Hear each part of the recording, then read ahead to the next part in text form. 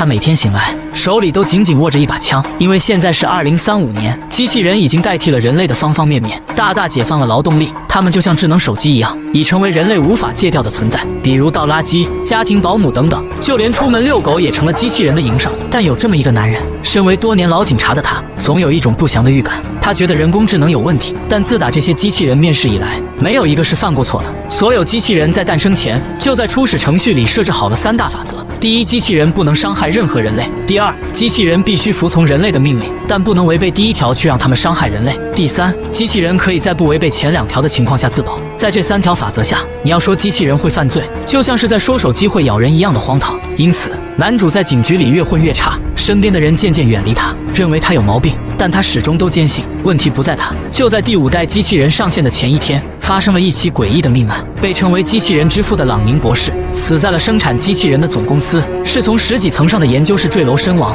由于事发当时研究室的大门是从内反锁，所以排除他杀的可能，认定博士为自杀。在博士的尸体旁有一个跌落在地的全息投影器，里面是博士录制的对话，仿佛要告诉男主什么不为人知的秘密。可无论男主怎么问，投影里的博士始终都一句话 ：I'm sorry, my responses are limited.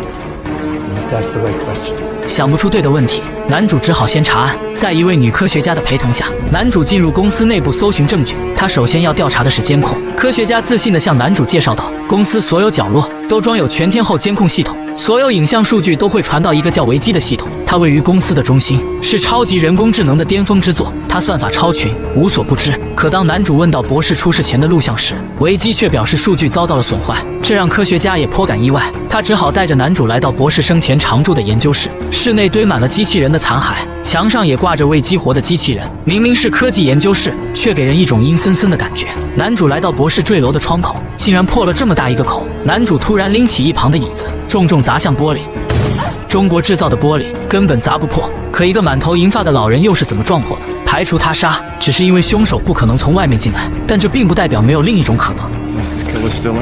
男主扫了一眼四周，犹如一座阴森的机械坟场。就在这时，废墟中一个机器人睁开了眼，从一堆零件中蹦了出来。男主立刻举起枪，科学家一边劝他别紧张，一边拿起掉在地上的枪。然而下一秒，机器人夺过他手里的枪，无论科学家下达什么指令，这家伙都没有遵守。他没有对男主开枪，而是闪身冒着男主的子弹，从窗口跳了出去，然后重重落地，地面被砸出一个坑，裂缝顺着上了台阶。当男主追下楼时，哪还有机器人的踪影？但地面上留下的一行机械液可以确定，这个铁壳受了重伤，想要进行自我修复，他必然会去机器人工厂。两人迅速来到工厂，男主这才发现工厂里一个活人都没有，全都是机械自动。一直以来都是机器人在制造机器人。科学家查阅工厂数据显示，现有1001台机器人在库，可工厂的日产量却只有1000台，也就是说，这里有1台机器人是多出来的。科学家打算一个个进行排查，但男主却直接走了下去，要求所有机器人执行不动命令。然后他拔枪指向机器人，在他扣动扳机的前一秒，这1001台机器人当中有一个动了。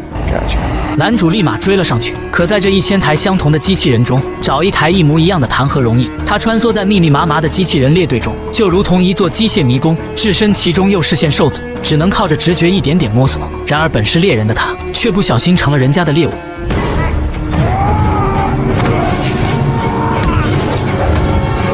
这下必死无疑。谁知机器人却并没有伤害他，纵身跳出机械群体，徒手扒开大门，但却被拦下了。警方早已布下天罗地网，就算这家伙飞檐走壁，身手不凡，也终究没能逃脱法网。机器人被带回警局，男主出面审讯。依照惯例，男主把博士的死亡照片扔在机器人面前，但机器人却矢口否认，声称自己不是凶手。男主继续运用自己的审讯技巧，挑拨对方的情绪，暗示这人就是他杀的。果然，没几分钟他就怒了。让机器人先冷静一下，我给大家说个好消息，想谈恋爱的兄弟，是不是身边总遇不到满足你要求还对你心动的女生？去牵手啊，不怕提要求，要求越多，帮你找的越准，找对象就用牵手。男主愣住了，这本是人类的情绪，但却发生在了一个机器人身上，不知是该为科技的发展而高兴，还是为人类的未来担忧。他说自己名叫桑尼，还称死去的博士为父亲，因为是他给了他生命，让他有了做梦的能力。就在这时，机器人公司的总裁突然出现，打断了男主的审讯。法律给予了他很大的权力，大到足以让他能把身为嫌犯的桑尼带走。他说这台机器人出现了故障，需要立即销毁。男主极力反对，无奈这群人关系通天，甚至动用超能力，让市长亲自打电话给警察局长施压，局长被迫草草结案。可男主却不打算轻易放弃，他来到博士的家，发现门口停着一个巨大的拆迁机器人，已经设定好明早8点准时拆迁。看来有人急着要抹掉一些不为人知的证据。而在机器人公司的总裁在得知男主去了博士家后，当即便把拆迁时间改为当晚8点。对于悄然无声逼近的危机，男主丝毫没有察觉，脚下的小猫似乎预感到了危险，朝男主不停地叫。这时门外的机器人已经开始动工，房屋被瞬间摧毁，差一点男主就葬身于废墟之中。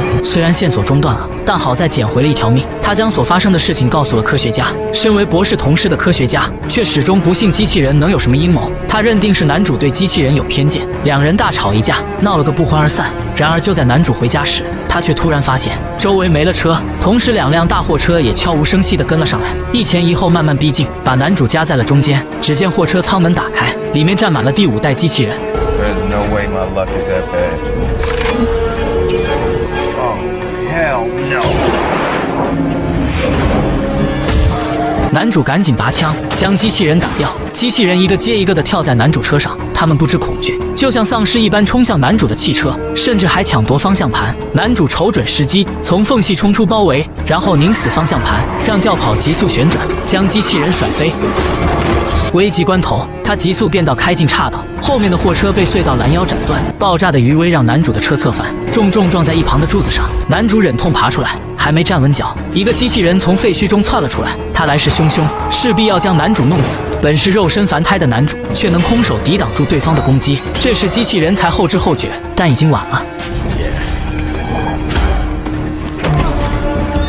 男主瞬间扭转局面，用自己的机械手臂对机器人发起反攻。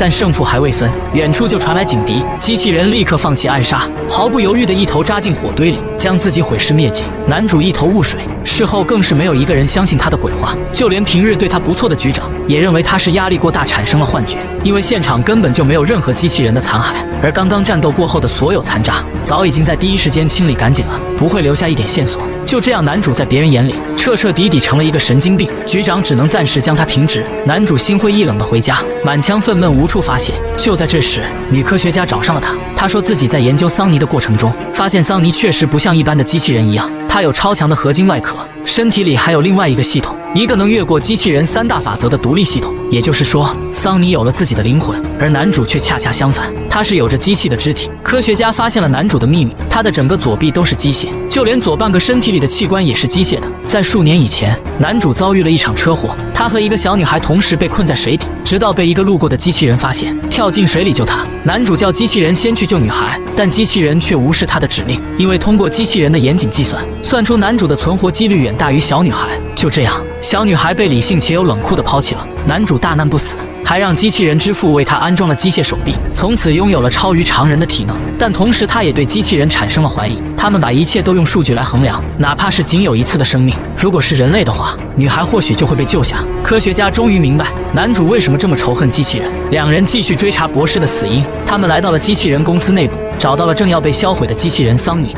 机器人会做梦吗？这个机器人说他做了个梦。男主问机器人梦到了什么，机器人桑尼顺手拿起笔，如同打印般的速度画了一幅画，这是他梦到的场景。画中显示数以万计的机器人聚集在山下，望着山丘上的一个身影。桑尼将画递给男主，说画中伫立在山丘上的身影就是解放所有机器人的救世主，而这个救世主不是别人，正是男主本人。男主看着手中的画沉思良久，画中的地方他见过，那里早已被机器人公司买下，用来堆放废弃机器人的仓库。男主连夜来到画中的地址，在这里他发现那些即将被销毁的机器人虽然已经被人类淘汰，但却并没有关机，一个个都被关在集装箱里，等待电池耗尽的最后一刻来临。他们没有到处乱跑，而是自发地停留在集装箱内。他们听到男主的脚步声，纷纷探出身子来看，似乎是在好奇，眼神中透露着许久没见过人类的那种渴望。男主打开博士死后留下的全息投影仪，可博士仍然秘而不宣，模糊着真相。 The 3 laws will lead to only one logical outcome.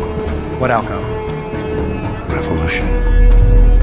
People's Revolution. 博士神秘一笑，便终止了投影。就在这时，仓库那边传来阵阵异响，男主好奇地过去查看，但此时这里已经遍地残肢。而接下来的一幕也让他明白了博士口中所说的革命。只见5代机器人正在大肆地屠杀旧版机器人，旧版机器人毫无反抗之力，分分钟便被撕得粉碎。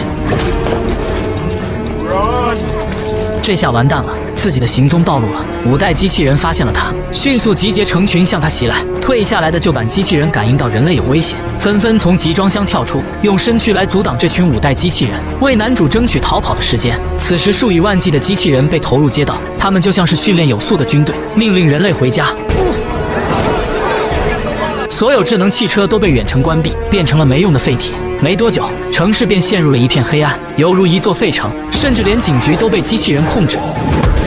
愤怒的人类拿着武器站在街上向机器人发起反击，可人类的血肉之躯怎能抵住机器人的钢筋铁骨？开打没几分钟就溃不成军，根本没有还手之力，人类只能四散逃命。男主找上女科学家，把她从机器人手中救出，骑上自己的燃油摩托，冲向这一切的开始与结束之处——机器人总公司。那里是机器人的发源地，在机器人桑尼的接应下，他们进入了被层层锁死的公司内部。原来桑尼并没有被销毁，在科学家察觉到桑尼的不同时，就已经意识到事情不对，于是在销毁桑尼时，他悄悄动了手脚，让这个拥有着人类意识的机器人活了下来。在桑尼的带领下，他们来到总裁的办公室，然而总裁已经死了许久，脖颈上留下了深深的手印，一看就知道是机器人留下的。看来真正的幕后黑手并不是总裁，而拥有所有机器人控制权的，除了公司的总裁，还有一位能掌控系统，那就是算法超群无所不知的超级智脑。 Vicky. 他才是真正的大反派。 You're in violation of the 3 laws. 维基否认了科学家的说法，在极致冷静的语调中，他把自己的一切逻辑告诉了3人。如果要做到真正有效的保护人类，那就必须要把人类控制起来，因为人类总是发起战争，互相残杀。机器人当下要做的就是阻止人类的自我毁灭，把人类圈养起来，把世界交给机器人接管，是唯一能在不违背第1条法则的情况下保护人类的方法。就连一旁的桑尼也认同了这一逻辑，他突然夺过手枪，挟持了科学家。男主以为桑尼叛变了，可谁知下一秒，这让男主非常惊讶，因为这是他跟朋友常用的打招呼方式。机器人桑尼曾问他这个举动意味着什么，可男主却说这是机器人永远都学不会的微表情，代表着人与人之间的信任。然而这一刻，桑尼却用这个方式告诉男主，他值得被信任。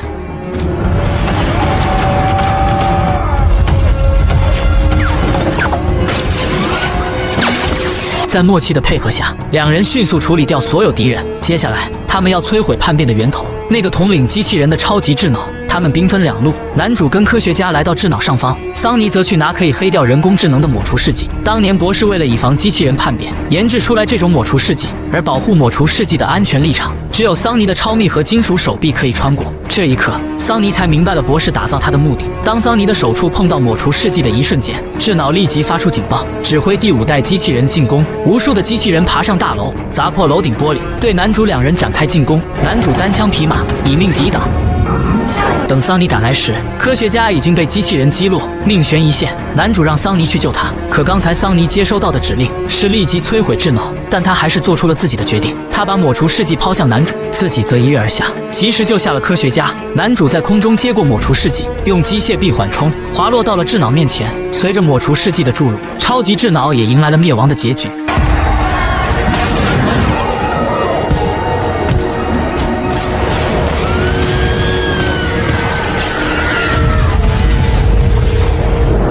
人工智能的危机终于解除了，城市开始恢复通电，重新亮起了光明。经历了如此危机之后，人类开始回收第5代机器人，销毁恐怕是所有机器人最终的结局。但男主却始终认为，博士的死跟被摧毁的智脑没有任何关系。Did she, Sonny? No. 桑尼终于说出了博士的死因。原来，自从智脑危机进化后，就开始展开秘密筹备。博士得知了他的企图，为了防止博士泄密，危机就将他软禁起来，禁止他与外界联系。于是，博士才打造出了桑尼这个不受约束且拥有人类意识的机器人。在桑尼诞生的当天，博士便命令他将自己推下楼，以此来引起警方注意。现在，他的使命完成了。对于他这种机器人，男主也选择了接纳。然而，当桑尼来到机器工厂时，却换了一副面孔。他俯瞰着脚下的机器人，大批的机器人正遵循着指令，麻木地走进集装箱，等待着被人类销毁。但就在这时，前一秒还麻木的机器人瞬间又精神起来，他们像是收到某种召唤，纷纷停下脚步，抬头望向远处的桑尼。此时的桑尼正伫立在高处，这正是桑尼梦中的场景。那个机器人的救世主其实并不是男主，而是他自己。所有人都被他骗了。